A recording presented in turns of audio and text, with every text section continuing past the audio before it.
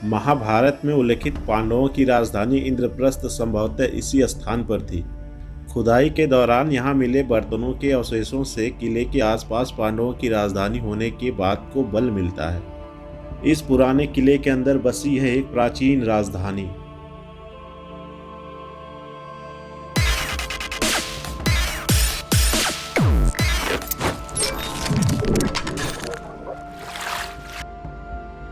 स्वागत है दोस्तों मेरे YouTube चैनल नेफर हिस्टो ब्लॉग में। मैं अरविंद सिन्हा और आप देख रहे हैं भारत की विरासत। सामने आप जो दरवाज़ा देख रहे हैं यह पश्चिमी दरवाज़ा है, जिसका उपयोग आजकल किले के अंदर आने जाने के लिए किया जाता है। अगर हम इस किले के निर्माण की बात करें तो यह पुराना किला नई दिल्ली में यमुना नदी के किनारे स्थित प्राचीन दीन पनाह नगर का आंतरिक किला है। इस किले का निर्माण शेर शाह सूरी ने अपने शासनकाल में 1540 से 1545 के बीच कराया था। किले के 3 बड़े दरवाजे हैं।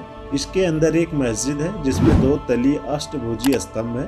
हिंदू साहित्य के अनुसार यह किला इंद्रप्रस्थ के स्थल पर है, जो पांडवों की विशाल राजधानी थी, जबकि इसका निर्माण अफगानी शासक शेर शाह सूरी ने 1540 से 1545 के बीच कराया था, जिसने मुगल बादशाह हुमायूं से दिल्ली का सिंहासन छीन लिया था।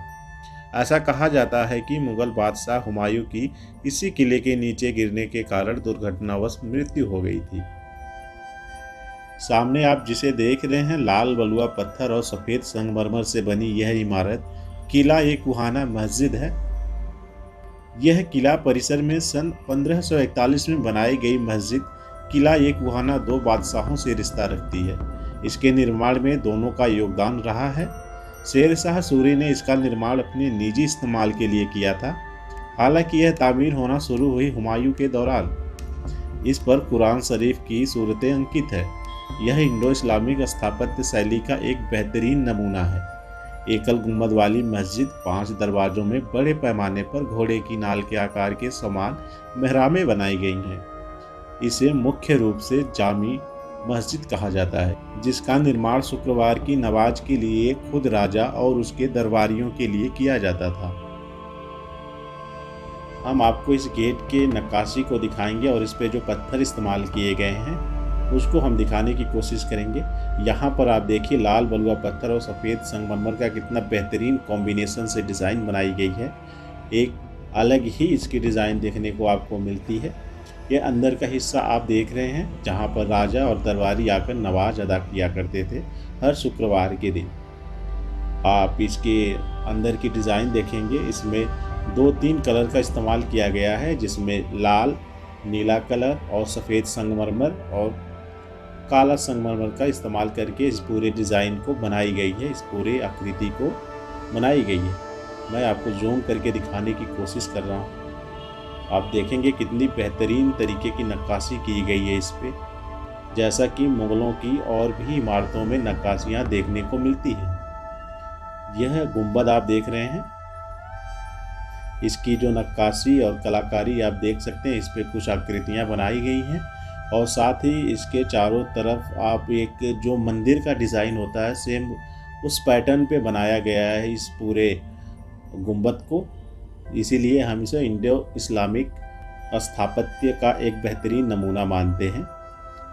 आप इसके चारों तरफ देखेंगे, जैसे हिंदू धर्म में एक अष्टकोणीय स्टार बनाया जाता है, सितारा बनाया जाता है, सेम ऐसे ही पूरे इसके मीनार के दीवारों पे बनाई गई है गुंबद के चारों तरफ आप देख रहे होंगे। हालांकि गुंबद का जो अंदर वाला हिस्सा है वह अब तो उसका कलर जो है वो थोड़ा फेयर हो चुका है, लेकिन फिर भी इसकी डिज़ाइन आप स्पष्ट रूप से देख सकते हैं। ऊपर कुछ तहखाने टाइप में डिज़ाइन बनाई गई हैं। ये अंदर का हम पूरा हिस्सा दिखा रहे हैं पूरी मस्जिद का। हम एक कोने से दूसरे कोने का हिस्सा आपको दिखा रहे हैं।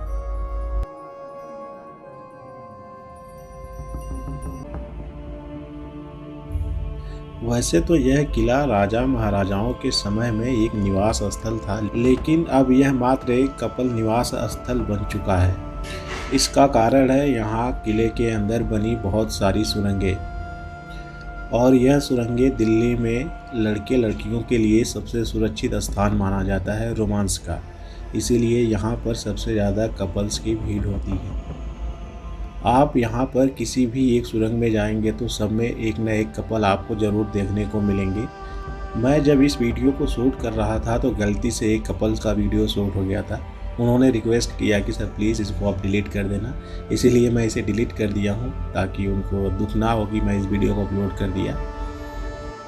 इस किले के अंदर इतनी सारी सुरंगें बनाई गई हैं, चारों तरफ पूरे दीवार की सुरंग बनाई गई हैं। ऐसा कहा जाता है कि इसका एक सुरंग सीधे लाल किला से जुड़ता है और इसका इस्तेमाल आपातकालीन स्थिति में किया जाता था, जब युद्ध के दौरान राजा को एक महल से दूसरे महल में जाना पड़ता था तो इसका इस्तेमाल किया जाता था। लेकिन इन सुरंगों का इस्तेमाल अब तो राजा महाराजा करते नहीं हैं। इससे अच्छा इस्तेमाल अब यहाँ के लड़के लड़कियाँ और कपल्स करते हैं। चलिए अब हम आपको भारत के प्राचीन इतिहास में लेकर चलते हैं। कहा जाता है कि दिल्ली को सर्वप्रथम पांडवों ने अपनी राजधानी इंद्रप्रस्थ के रूप में बसाया था। यह वही ईसा पूर्व से 1400 वर्ष पहले, परंतु इसका कोई पक्का प्रमाण नहीं है।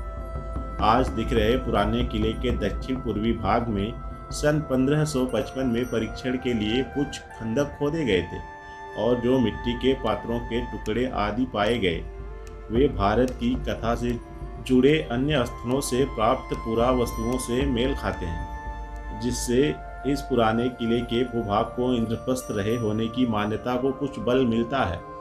भले ही महाभारत को एक धर्म ग्रंथ के रूप में देखते हैं, लेकिन बौद्ध साहित्य अंगुत्तर निकाय में वर्णित महाजनपदों यथा काशी, कौशल, अंग, मगध, अकस्मक, अवंती, गांधार, चेदी आदि में से ऐसे बहुतों का उल्लेख महाभारत में मिलता है, जो इस बात का संकेत है कि यह ग्रंथ मात्र पौराणिक ही नहीं अपितु कुछ ऐतिहासिकता को भी संजोए हुए है।